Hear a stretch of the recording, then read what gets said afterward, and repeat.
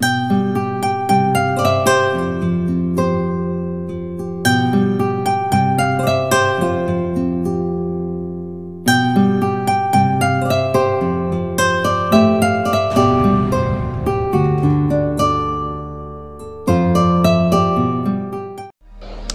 peuple du Seigneur, vous qui nous recevez aujourd'hui sur One TV, dans votre tranche trompette du sanctuaire.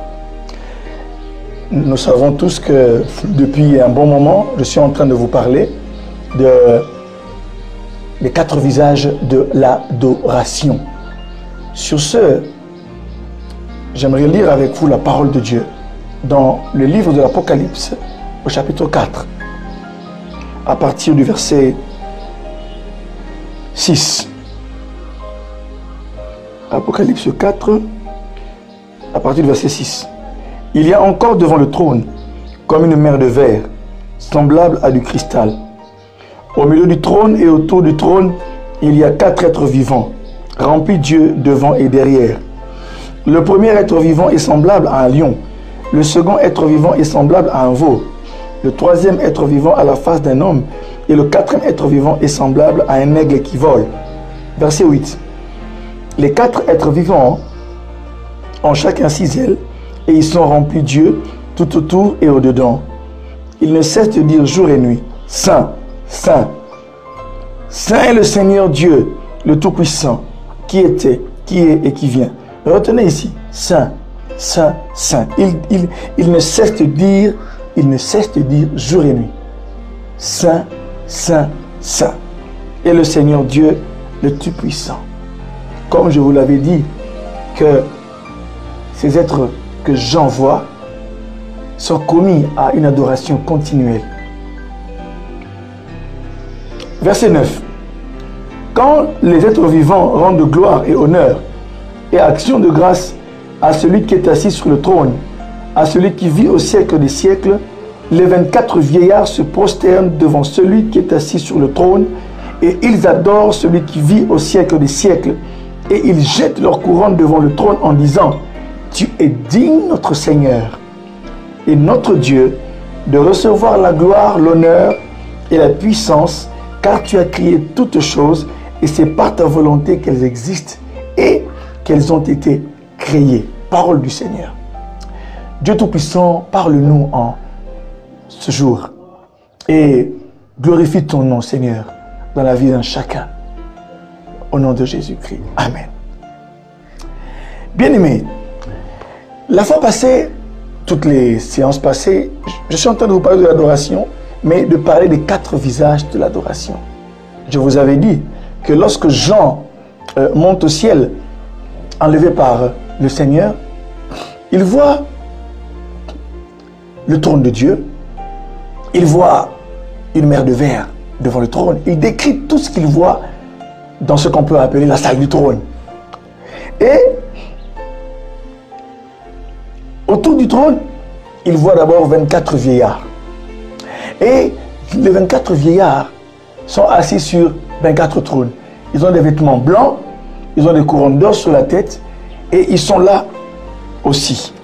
Mais au milieu du trône et dans la proximité du trône, il est en train de voir, il a vu 4 êtres vivants. Le premier est semblable à un lion. Le deuxième, à un veau. Le troisième, à la face d'un homme. Et le 4e est semblable à un aigle qui vole. J'ai expliqué dans les... Vous pourrez bien sûr vous référer aux émissions passées.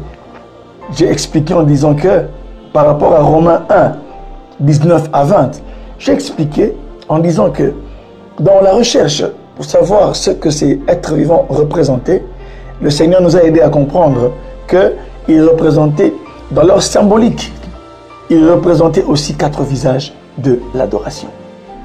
C'est pourquoi, mes frères et mes sœurs, nous avions dit que l'adoration, dans un sens strict, c'est se prosterner. Dans le Nouveau Testament, le mot qui traduit adoration, le verbe adorer, c'est le verbe se prosterner. Nous avions dit que adorer, de manière stricte, c'est se prosterner devant le Seigneur. De manière plus... Lorsqu'on élargit le sens, adorer Dieu, c'est glorifier Dieu. C'est cette réaction de l'homme face à la proximité de la présence de Dieu. Là, il se rend compte que Dieu est là, dans un culte, il se rend compte que Dieu se manifeste quelque part et il se prosterne.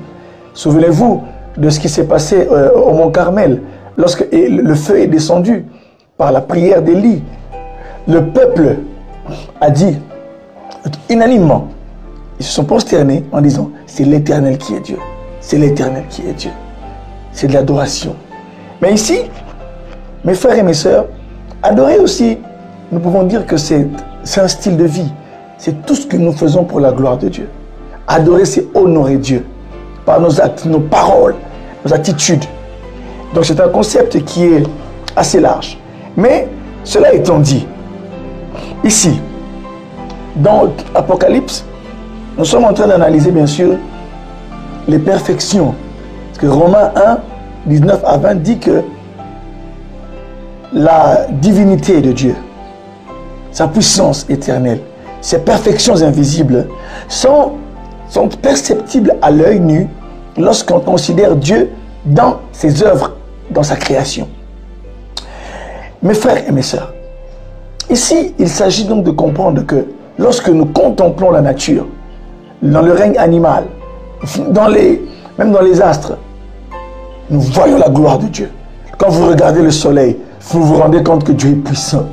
Lorsque vous contemplez la lune, les étoiles, les planètes, Dieu est puissant. C'est pourquoi même beaucoup d'hommes dans les temps passés, même actuellement, certains adorent le soleil parce qu'ils pensent que le soleil a une puissance divine. Or, ce ne sont que des créations de Dieu. Or, le soleil doit nous ramener à comprendre qu'il y a quelqu'un qui est au-dessus de tout ça. Tout le système solaire doit nous faire comprendre que quelqu'un a organisé les choses. Lorsque nous contemplons la nature, nous nous rendons compte que quelqu'un a organisé les choses. Il y a une intelligence derrière tout ce que nous voyons. Et c'est la puissance de Dieu. Alléluia. Mais là, je suis en train d'analyser avec vous, par rapport à l'adoration, les perfections invisibles, les perfections que nous rencontrons derrière chaque être. J'ai parlé du lion, j'ai parlé du veau, et j'ai commencé à vous parler de l'aigle la fois passée. Et en vous parlant de l'aigle, j'ai parlé de la hauteur. Et aujourd'hui, j'aimerais vous parler d'une deuxième perfection de l'aigle, c'est la solitude. L'aigle évolue seul. Alléluia. L'aigle évolue seul. L'aigle est un oiseau qui évolue seul, pas en groupe, tel que nous le savons. Et nous devons comprendre que cette perfection-là, nous allons l'exploiter, en parler par rapport à l'adoration ou à l'adorateur. L'adorateur doit s'exercer à cette vie, à la vie de la solitude. Nous avions dit la fois passée que l'aigle, selon Job, habite sur la montagne, comme Job le dit. Est-ce par ton ordre que l'aigle s'élève et qu'il place son nid sur les hauteurs, sur les montagnes, au sommet des monts? De là, il épie sa proie. J'avais parlé, bien sûr, des avantages et de l'importance de la hauteur. Mais même quand il est en hauteur, il est aussi dans une catégorie. Ce n'est pas tous les oiseaux qui atteignent la hauteur que l'aigle atteint. Bien-aimés dans le Seigneur, toutes les personnes que Dieu a utilisées dans la parole de Dieu, les grands hommes que Dieu a utilisés dans la Bible et dans l'histoire, ont connu un jour ou l'autre des instants de solitude. Bien-aimés dans le Seigneur, l'Ecclésiaste dit, il y a un temps, dans Ecclésiaste 3, 1 à 8, Salomon dit, il y a un temps pour chaque chose sous le soleil. Ce que j'aimerais vous dire, il y a un temps pour être en groupe, il y a aussi un temps pour être seul. Celui qui ne peut accepter d'être un homme seul aura du mal à aller très loin avec Dieu, parce qu'il peut arriver que pour aller loin, Dieu nous demande de nous isoler. Vous avez suivi ça? Il y a des jours, dans la vie de l'adorateur, la vie de l'homme de prière, l'homme de montagne, pour aller loin avec Dieu, il y a des moments où Dieu nous demandera de nous isoler. Il fera en sorte de nous isoler. L'adorateur doit apprendre à rester seul, à être détaché de certaines personnes, de certaines choses, fussent-elles légitimes à nos yeux. Il sera appelé à se détacher d'un confort si les circonstances l'exigent. Écoutez, d'abord l'adoration en elle-même, c'est un acte que l'homme fait étant seul avec Dieu. Quelques exemples de la solitude. Dieu demande à Abraham de quitter sa patrie. Genèse 12. Vous lirez dans Genèse 12. Et vous vous rendez compte que Dieu dit à Abraham, quitte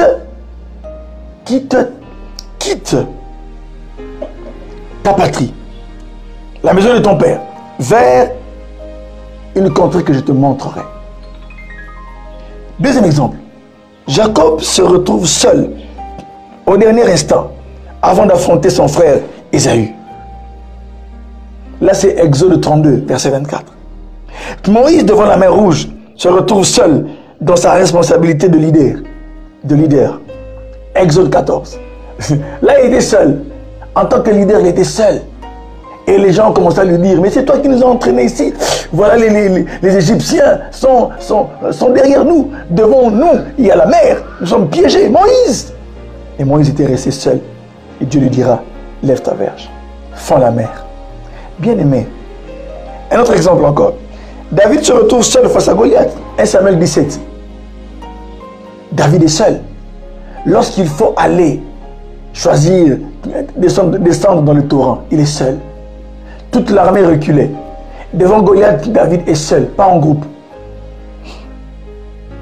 Joseph est vendu par ses frères. Il se voit seul face à son destin. Genèse 37, 27 à 28. Joseph, le fils bien-aimé de Jacob, se retrouve seul, loin de sa famille. Alléluia. Josué se retrouve seul dans les plaines de Jéricho. Genèse 5, 13-14. 13 à 14. Il se retrouve seul. Il y avait un obstacle. C'était Jéricho. La Bible dit que Jéricho était barricadé. Personne ne sortait, personne n'entrait. Et en tant que leader, Josué se retrouve seul dans les plaines de Jéricho. Et c'est là que l'ange de l'Éternel lui apparaîtra. Et Josué lui demandera, il lui posera la question de savoir. J'aime beaucoup ce verset. Il lui dit, es-tu avec nous ou es-tu avec ceux de nos ennemis? Il lui dit, je suis le chef. Et l'ange lui dira, je suis le chef de l'armée de l'Éternel. Je suis venu. Alléluia. Noé se retrouve seul lors de la construction de l'arche. Hébreux 11, 7. Genèse 6, 13. Noé est seul dans cette entreprise où Dieu lui dit de construire l'arche. Les gens se moquent de Noé. Mais Noé ne se décourage pas, car il sait qu'il a reçu la parole de l'Éternel. Élie est seul face à 450 prophètes de Baal. 1 roi 18. Élie est seul. Notre Seigneur Jésus s'est aussi retrouvé seul à Gethsémane. Marc 14, 26 à 42. Jésus est seul.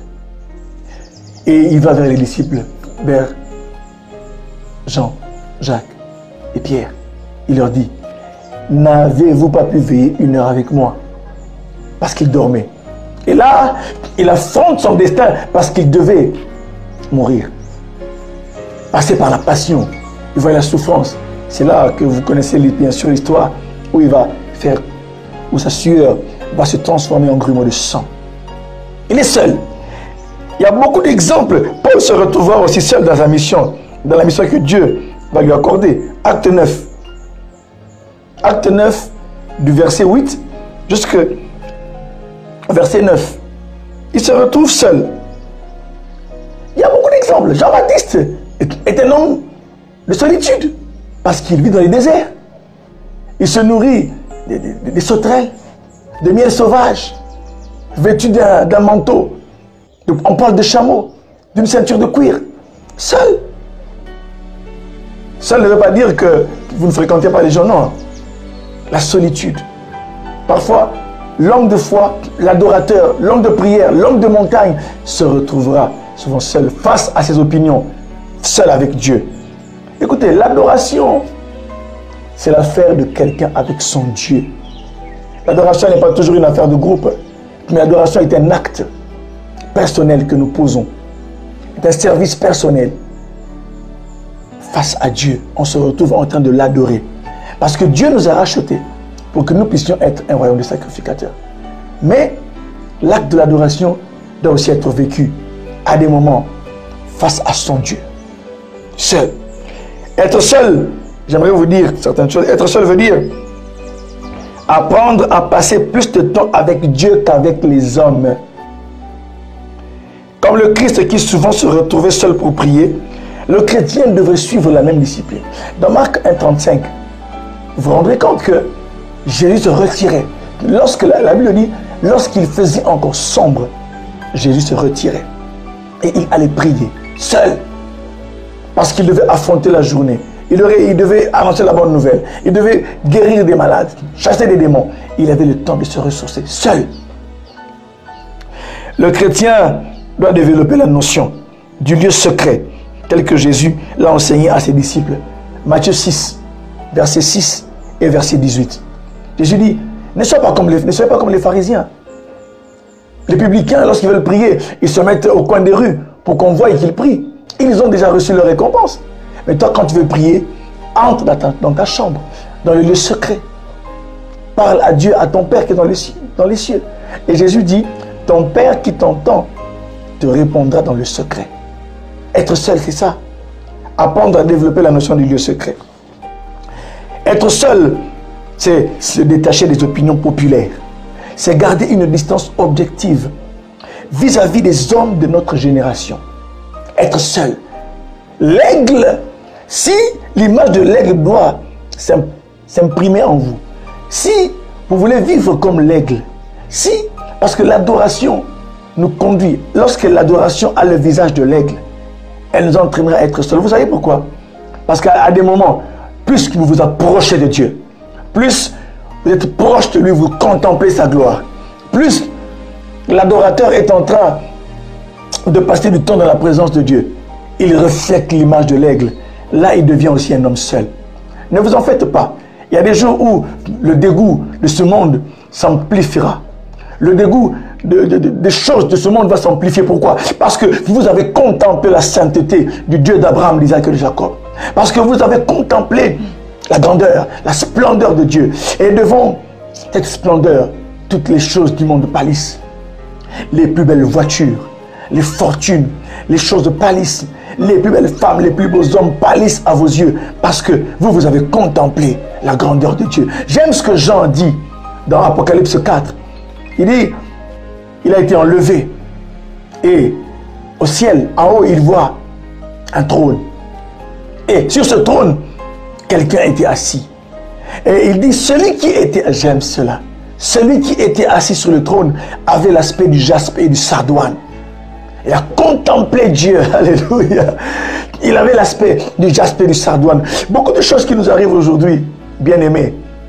Si on s'attache au monde, si on s'attache à certaines choses, c'est parce qu'on n'a pas encore contemplé celui qui ressemble, celui qui a l'aspect du jaspe et du sardoine.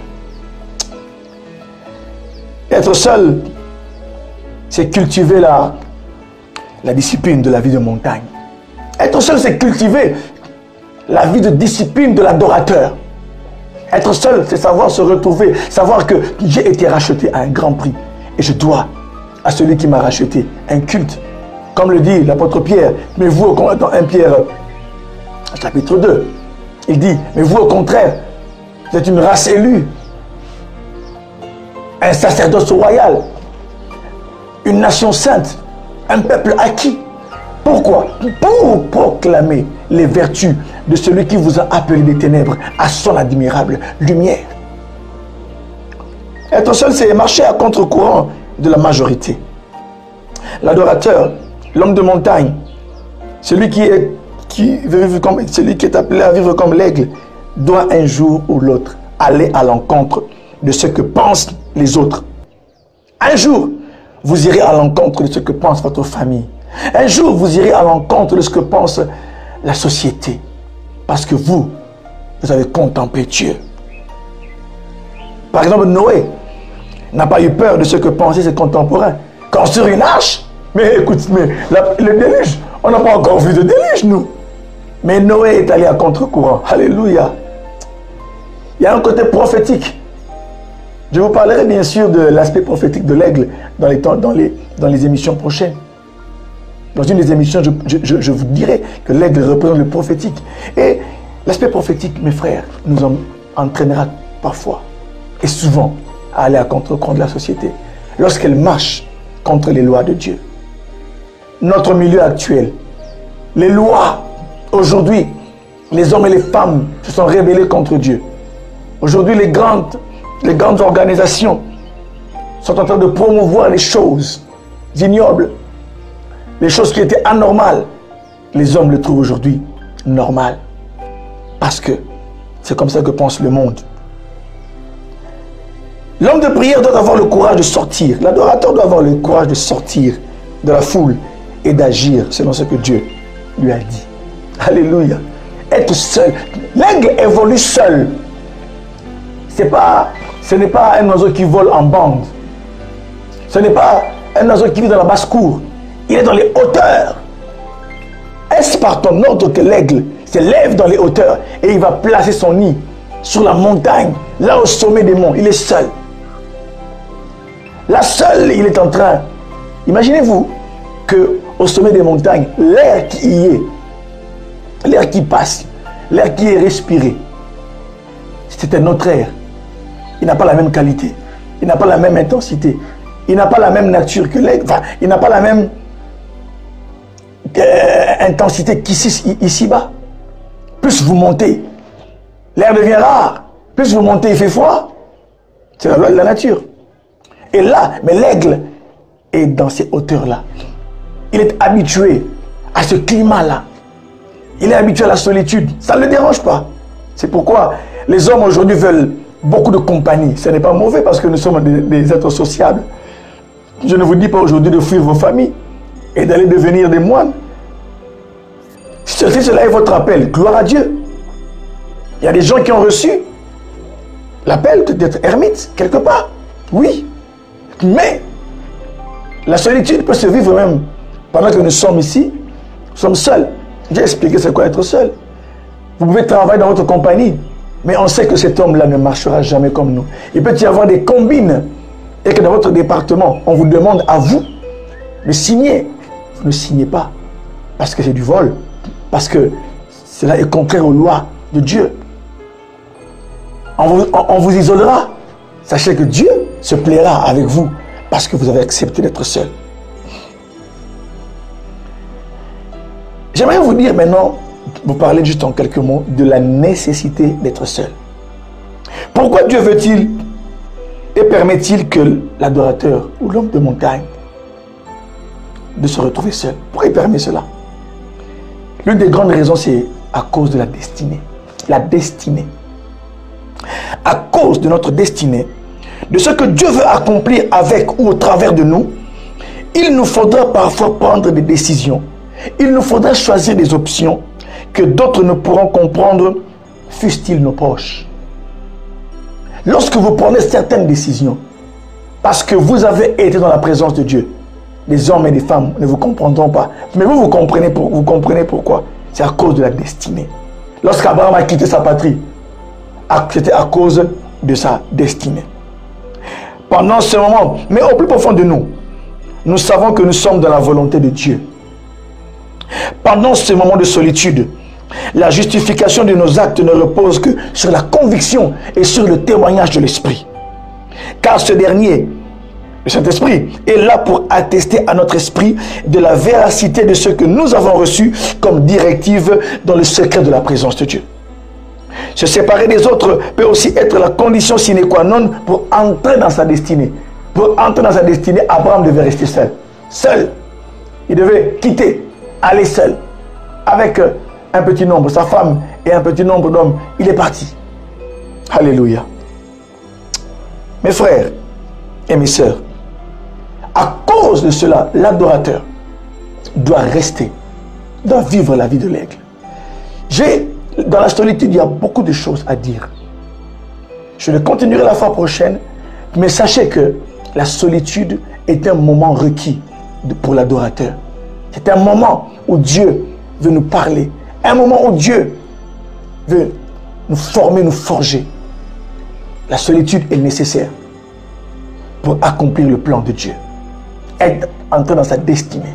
C'est pourquoi l'adorateur de ce temps doit comprendre que lorsque l'adoration à l'image de l'aigle, et lorsque l'image de l'aigle commence à vous être imprimée, sachez que vous allez commencer à évoluer seul.